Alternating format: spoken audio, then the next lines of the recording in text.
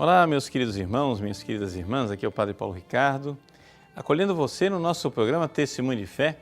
Uma alegria nós estarmos juntos mais uma vez e quero convidar nos próximos minutos você a estar conosco para refletir a respeito da Palavra de Deus e da liturgia do próximo domingo. No próximo domingo nós iremos celebrar a solenidade de Nosso Senhor Jesus Cristo, Rei do Universo. É o último domingo do ano litúrgico, né? Para algumas pessoas isso é uma novidade, ou seja, a pessoa não sabe que uma coisa é o ano civil, que acaba no dia 31 de dezembro, outra coisa é o ano litúrgico. O ano litúrgico, ele termina, né, na festa de Cristo Rei, exatamente para que a gente possa ter 4 domingos de preparação para o Natal, que é o tempo do Advento, porque é com o Natal, com o nascimento de Cristo, que a gente inicia, então, essa caminhada, né, digamos, do ano litúrgico. É uma preparação para o Natal que inicia o ano litúrgico, o Advento. Bom, mas o que nos interessa é que nós, então, esse domingo, vamos meditar sobre Cristo, o Rei do Universo. Quero recordar também que esse domingo é a conclusão do Ano da Misericórdia, que foi proclamado pelo Papa Francisco. Então, nessa conclusão do Ano da Misericórdia, é interessante também nós refletirmos sobre Nosso Senhor Jesus Cristo como Rei de Misericórdia. Vamos então ao Evangelho. O Evangelho é de São Lucas. Esse ano todo nós tivemos predominantemente o Evangelho de São Lucas. No caso aqui, capítulo 23, versículos de 35 a 43. É interessante nós notarmos que o Evangelho de Lucas ele é cheio de episódios que são típicos de Lucas e que não se encontram em nenhum dos outros evangelhos. A perícope, o trecho do Evangelho deste domingo, é um desses trechos típicos de Lucas, onde nós vemos o diálogo de Jesus com os 2 malfeitores, com os 2 ladrões, né? Mas exatamente nesse diálogo é que nós vemos Jesus como rei, né? Por quê? Porque tudo termina na profissão de fé do bom ladrão, que reza dizendo: Jesus, lembra-te de mim quando entrares no teu reino. Então Jesus ali está sendo apresentado como rei e é exatamente por isso que esse evangelho é tomado para a solenidade de Cristo, Rei do Universo. Mas aqui é uma apresentação geral. Vamos entrar nos detalhes do Evangelho enquanto tal. Vejam, para que a gente entenda o núcleo desse Evangelho, que é a profissão de fé do bom ladrão, que a tradição costuma chamar de Dimas, São Dimas, né? Nós precisamos ver o ambiente de incredulidade, né, no qual está colocado esse acontecimento, esse encontro de Jesus com Dimas. Por quê? Porque a incredulidade aqui é uma coisa martelante, é uma coisa realmente que mostra a sua presença. Jesus, antes da profissão de fé de São Dimas, Jesus é escarnecido, não é? 3 vezes, e como se fosse uma espécie de refrão, as pessoas vão dizendo para Jesus: salva-te a ti mesmo, né? Jesus está lá crucificado, Jesus vai morrer, dentro de alguns minutos ele será um cadáver. E as pessoas, ao invés de se apiedar, ao invés de ter compaixão dele, etc e tal, nada disso, as pessoas escarnecem e dizem: salva-te a ti mesmo. Mas num ambiente, né, onde não é somente uma crueldade o que estão fazendo com Jesus, num ambiente de blasfêmia e de falta de fé. Por quê? Porque ali as pessoas estão desafiando e dizendo que Jesus não é o Rei Salvador. Vamos ver isso bem claramente. Vamos primeiro entender o contexto. Vocês sabem que já no Antigo Testamento, Deus prometeu ao povo de Israel que viria um filho de Davi, portanto um sucessor do rei Davi, que seria um rei Messias Salvador. Messias quer dizer o quê? Messias quer dizer ungido. Hamashia quer dizer o Cristo, Christos, o ungido de Deus. Aquele que foi escolhido por Deus, recebeu uma unção especial para salvar o povo. E essa é uma das razões pelas quais, até hoje, os judeus não acreditam em Jesus. Eles não acreditam em Jesus porque eles dizem assim, bom, como é possível que Jesus fosse o Messias?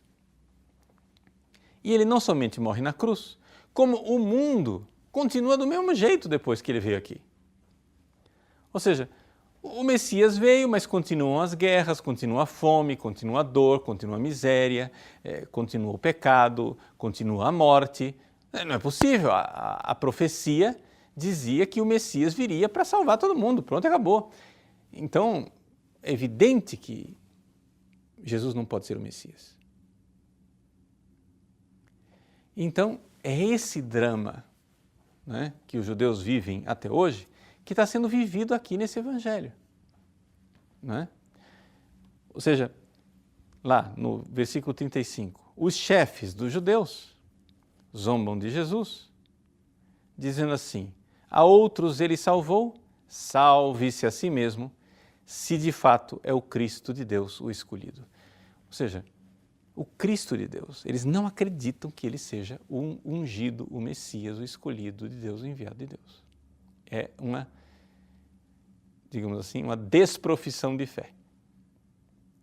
Mas não fica só no chefe dos judeus. Também os soldados romanos, não é? Que do jeito deles, enquanto soldados romanos, que não faziam parte do povo eleito, eles não esperavam um Messias, mas eles sabiam que os judeus esperavam um rei. Então eles dizem, se és o rei dos judeus, salva-te a ti mesmo. Novamente, salva-te a ti mesmo. Então essa é a antífona, esse é o refrão. Salve-se a si mesmo, salve-se a si mesmo, salve-se a si mesmo. E finalmente, né, como terceiro ato desse drama, o malfeitor, o mau ladrão, né, que era judeu, diz, tu não és o Cristo? Pergunta ele ironicamente, né? Portanto, ceticamente, salva-te a ti mesmo e a nós que estamos aqui. Né? Então vejam 3 vezes esse salve-se a si mesmo, salve-se a si mesmo, salve-se a si mesmo. E aí nós temos esse ambiente de trevas, de falta de fé. Ali, ao redor de Jesus, somente trevas. Não há nenhuma luz da fé. Mas de repente, no meio disso tudo, quase que como um milagre, né? E nós poderíamos dizer que, de fato, considerando sobrenaturalmente um verdadeiro milagre, Dimas, ali, naquela cruz, Dimas é um verdadeiro farol, é uma luz da fé. A luz da fé que brilha no meio daquelas trevas todas. Ele, então, dirige uma reprovação ao seu companheiro de infortúnio, dizendo, nem sequer temes a Deus, tu que sofres a mesma condenação? Para nós é justo, porque estamos recebendo o que merecemos, mas ele não fez nada de mal. E então ele se dirige a Jesus e diz, Jesus, lembra-te de mim quando entrares no teu reinado. Vejam que oração extraordinária, que ato de fé luminoso. O que é que Dimas está vendo ali, humanamente falando? Humanamente falando, ele está vendo um fracasso. Humanamente falando, ele está vendo que dentro de alguns minutos, dentro de alguns instantes, Jesus será um cadáver. É isso que ele está vendo humanamente falando. Humanamente falando, ele está vendo que não há nenhum sinal, o mínimo sinal de que Jesus possa sair dali triunfante. Humanamente falando, ele não enxerga nenhum reino. Humanamente falando, ele não enxerga nenhum reinado. E, no entanto, com a luz da fé, milagrosamente, extraordinariamente, fantasticamente, ele enxerga Jesus como um rei que reina no seu trono. Meus irmãos, é isso que nós precisamos, é esse ato de fé, é este passo extraordinário que nós precisamos dar neste domingo. Quando na sua vida, todas as pessoas que estão ao seu redor, né, ao invés de estimular a fé, na realidade reagem com ceticismo, com desafio, com blasfêmia, com verdadeiras perseguições, né, acusações. Pois bem, quando você,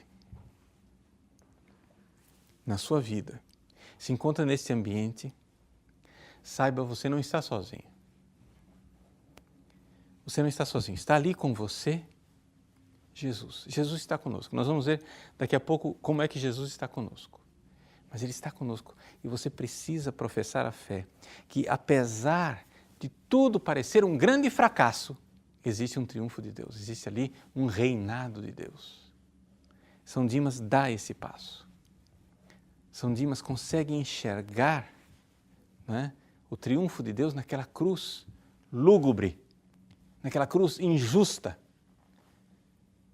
naquela tragédia. Pois bem, e aí Jesus responde a ele, prometendo o paraíso. Mas vamos olhar mais de perto o que é que faz Dimas. O que é que fez com que Dimas pudesse dar este passo? Bom, aí é que está o segredo de São Dimas.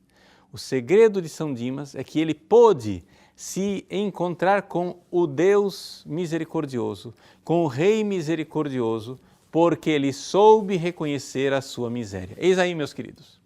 Essa é a chave e essa é a coisa mais importante que nós temos para dizer agora na conclusão deste ano da misericórdia. Ou seja, tem muita gente que enche a boca para falar de misericórdia, mas nunca fala de miséria. E é simplesmente impossível eu falar da misericórdia de Deus se eu não falar da minha miséria. É impossível, é logicamente impossível, porque não há verdadeira misericórdia se não houver miséria. Aqui, na cruz, Jesus e Dimas, a misericórdia que se encontra com a miséria.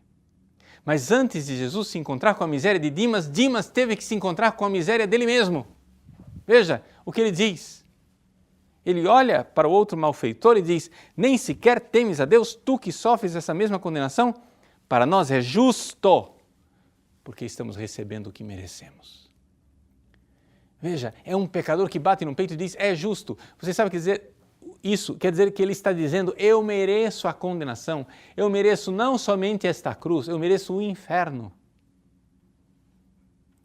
Mas não é essa atitude que as pessoas têm hoje em dia quando falam de misericórdia. Quando as pessoas falam de misericórdia hoje em dia, as pessoas querem, é como se dissesse assim: não, nada disso é pecado, tem problema não. Né? Que isso? Deus é tão legal, Deus é um vovô, né? Deus é um cúmplice.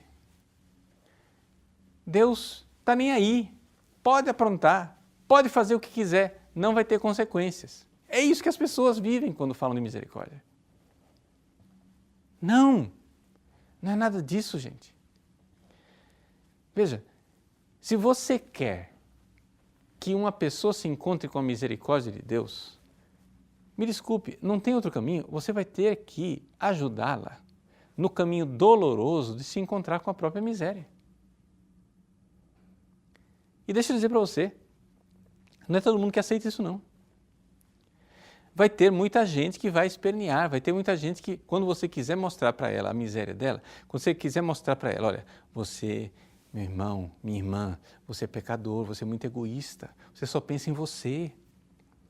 Saia desta sua miséria, muda de vida, faz alguma coisa. Bom, quando você quiser dar o passo de fazer com que a pessoa se encontre com a miséria dela, aí você vai encontrar reações, infelizmente, você vai encontrar mais frequentemente as reações dos chefes zombadores, dos soldados blasfemos, né? E do malfeitor irônico. É isso que você vai encontrar. Então, quando você começar a falar da miséria, você vai encontrar gente revoltada que não quer ouvir falar disso. Mas o problema é o seguinte: não entrará no reino da misericórdia quem não passar pela porta da miséria. O problema é esse. Né? Ou seja, o que é misericórdia? Misericórdia é amar o miserável. Mas se eu não me reconheço como miserável. Ou seja, é como se dissesse assim, vamos ser uma coisa, né? Dizer uma coisa bem simples. Eu estou aqui, eu digo, olha, tem uma sala com 100 pessoas. E eu digo aqui, eu sou um milionário e eu estou aqui, eu vou dar $1 milhão para aquelas pessoas que reconhecerem que foram maus empresários, maus administradores, que fracassaram, que faliram, que estão no vermelho, insolventes e a sua empresa virou uma massa falida. Pronto, quando você reconhecer que você virou uma massa falida, eu te ajudo e te dou $1 milhão. Agora você imagine, é fácil pensar nessa situação que muita gente chegaria a dizer, opa, eu! Mas o problema é que a maior parte das pessoas é tão orgulhosa que diz assim, não, eu não vou admitir a minha falência. Eu vou dizer assim, não é isso, não é que eu fali porque eu sou incompetente.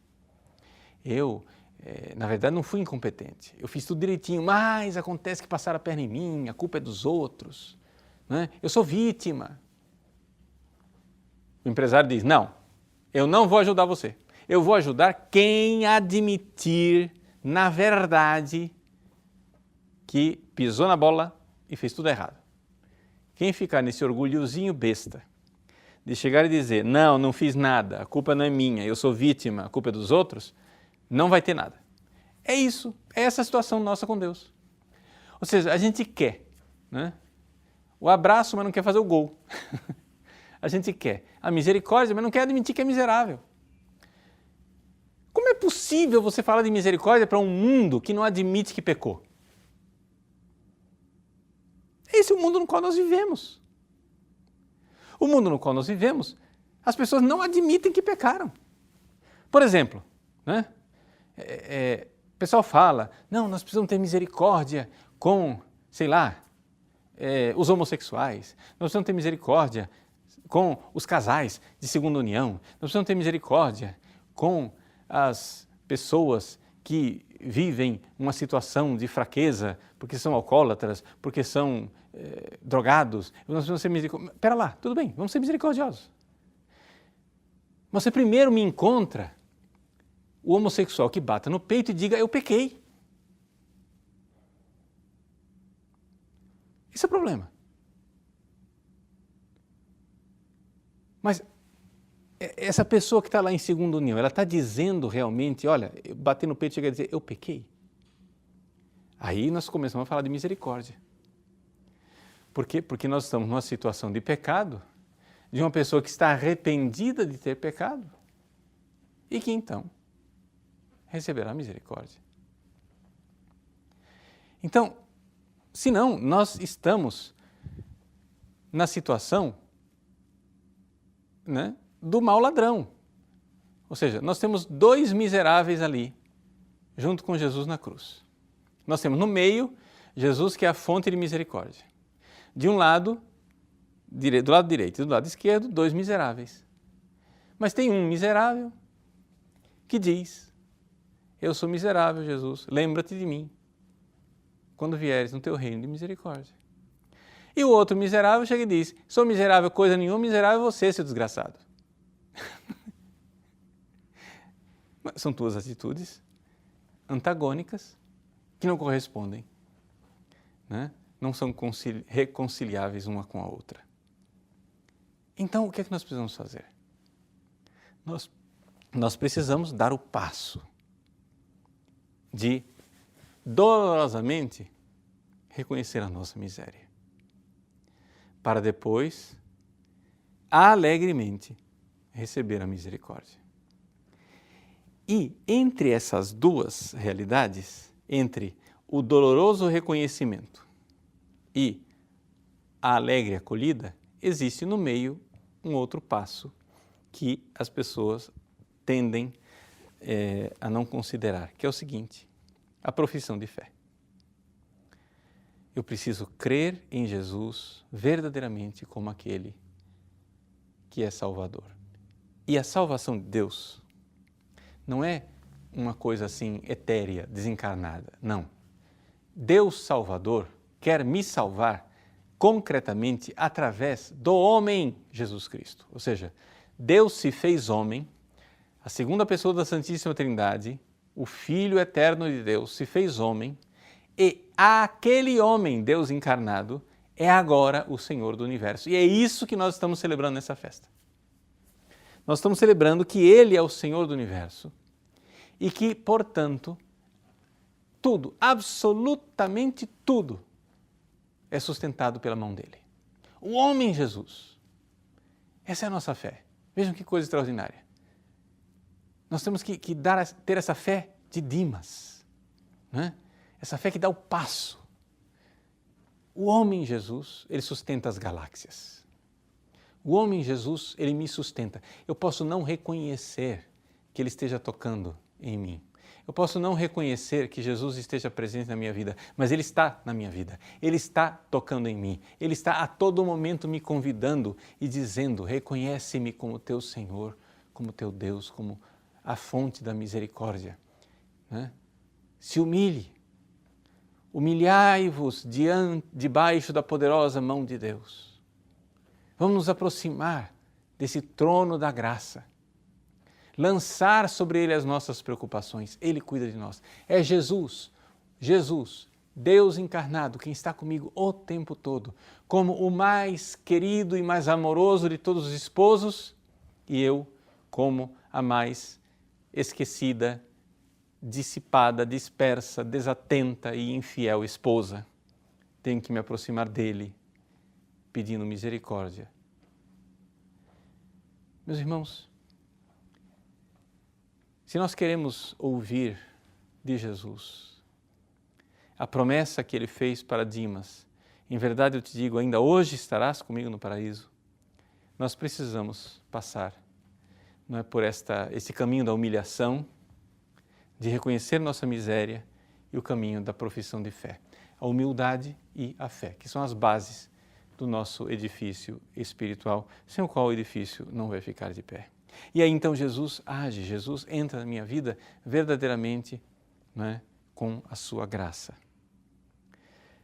É fantástico a gente ver a promessa de Jesus: ainda hoje estarás comigo no paraíso. Paraíso. Essa palavra paraíso, ela é muito pouco usada na Bíblia. Não é? Por quê? Porque a palavra paraíso é um termo técnico para dizer o jardim de um rei, né?